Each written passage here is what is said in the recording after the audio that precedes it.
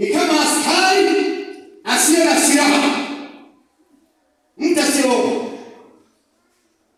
Unaweza kuvaa combat, askari kuvaa combat. Akaenda vitani kama hana silaha, anafanya nini? Anapigwa. Lakini akiwa na silaha, anapiga.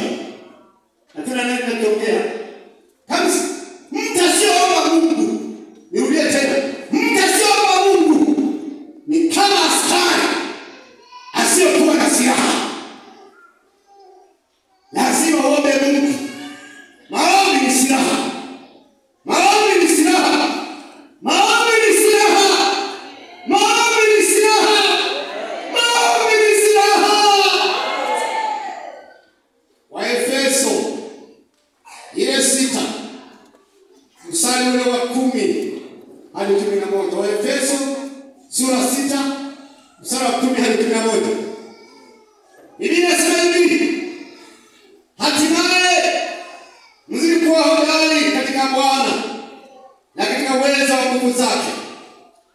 Vaeni silaha zote za Mungu mpate kuweza kuzipinga hila za shetani.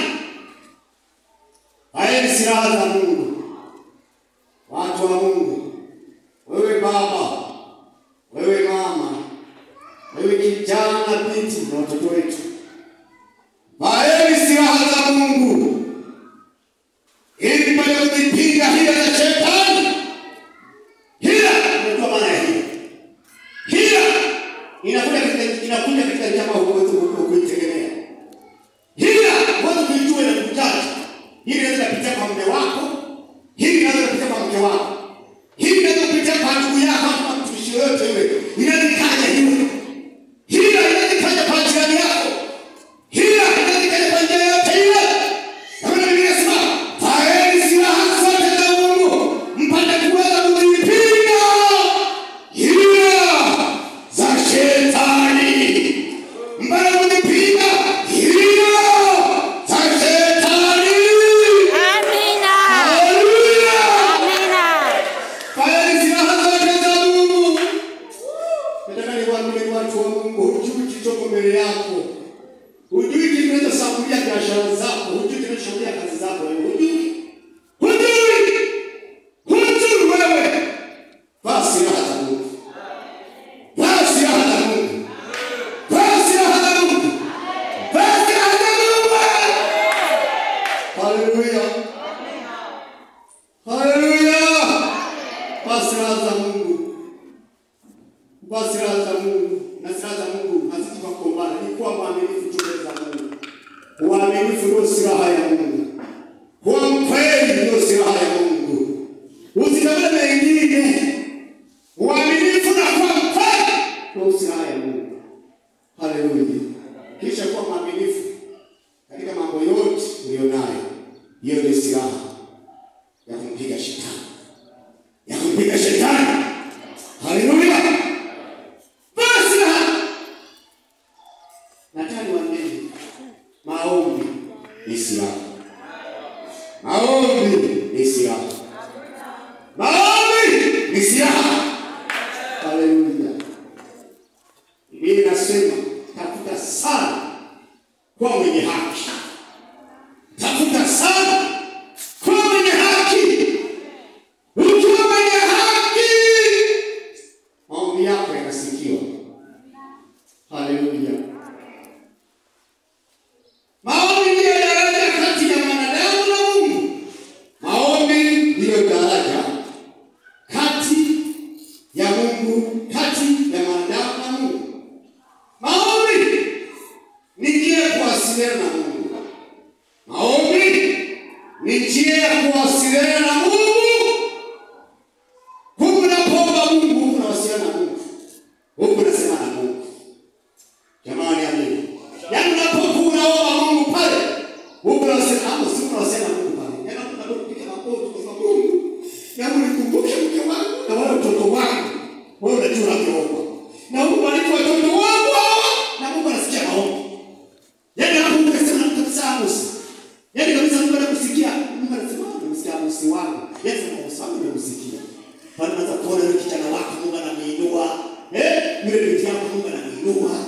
Yeye maombi ya kuombea. Wewe mambo yanabadilika. Mambo yanabadilika. Maombi.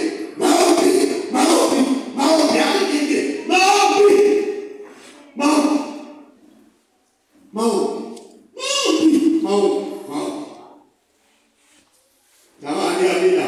Amen. Wangapi wanasikia kubarikiwa na yeye kufundisha maombi?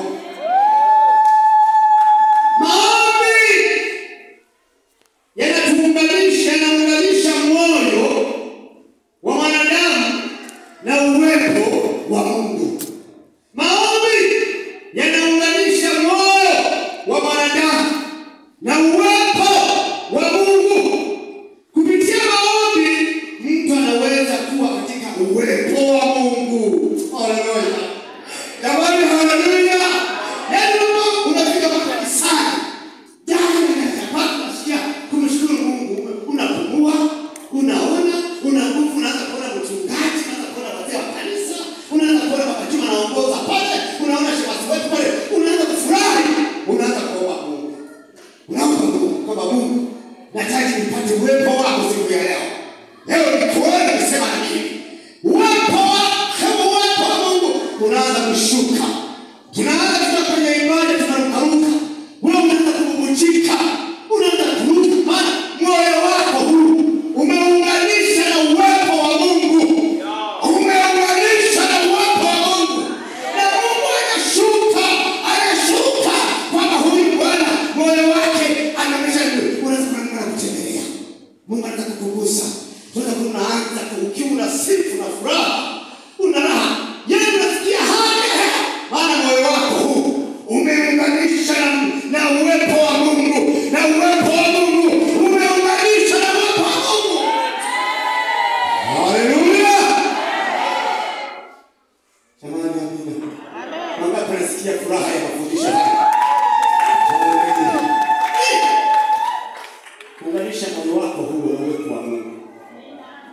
Unganisha moyo wako huu na uwepo wa Mungu. Unganisha moyo wako huu na uwepo wa Mungu. Wanasema mimi naunganisha moyo wangu na uwepo wa Mungu. Unasema mimi hapa. Haleluya. Jamani amina. Haleluya. Ndio maana tunahamasisha watu waombe Mungu. Kwamba ombeni Mungu. Tuta katika kuomba Mungu ndipo tunakutana na Mungu. Kuomba Mungu ndipo tunapata ushindi. Tunapoomba Mungu ndipo tunaona hali ya hewa inabadilika. Haleluya. Maombi ya muhimu katika maisha yako. Haleluya. Jamani amina. Jamani amina.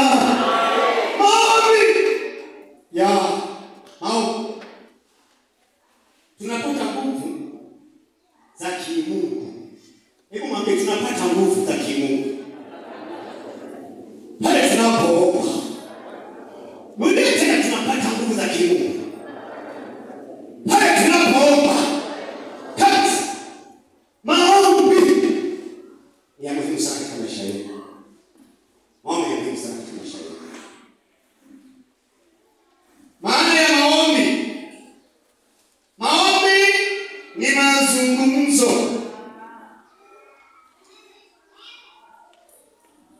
ya moyo kati ya mwanadamu na Mungu. Ni tendo la imani na kuzungumza na Baba wa mbinguni. Ukielekeza shukrani, toba na mahitaji yetu kwa Mungu. Haleluya. Jamani amina. Wangapi nasikia hapo kwa vile sasa kubarikiwa. Baba nasikia kubarikiwa. Nasikia kubarikiwa. Maombi ya muhimu sana. Maombi ya muhimu sana jamani. Maombi ya muhimu sana.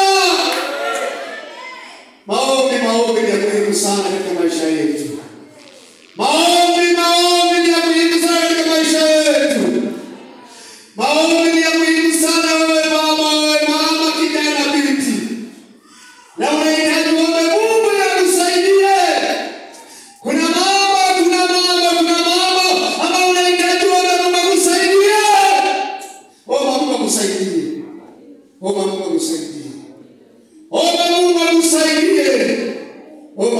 akusaidie.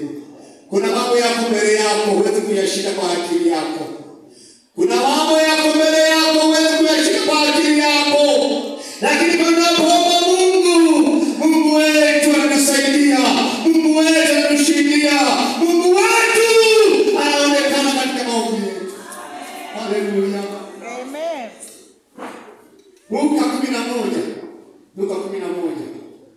Luka 11 mstari ule wa 9 hadi wa 10. Habari za Yesu alipokuwa mbele ya wanafunzi. Anasema hivi: nami nawaambieni, ombeni nanyi mtapewa. Tafuteni nanyi mtaona. Bisheni nanyi mtafunguliwa. Kwa kuwa kila aombaye hupokea, naye atafutaye huona, naye abishaye hufunguliwa. Hizi ni habari za Yesu Kristo kwa wanafunzi wake. Alipokuwa akifundisha na kuhubiri habari njema, na wanafunzi walikuwa wakitazama yale maajabu makubwa sana ambayo yalikuwa yanafanyika.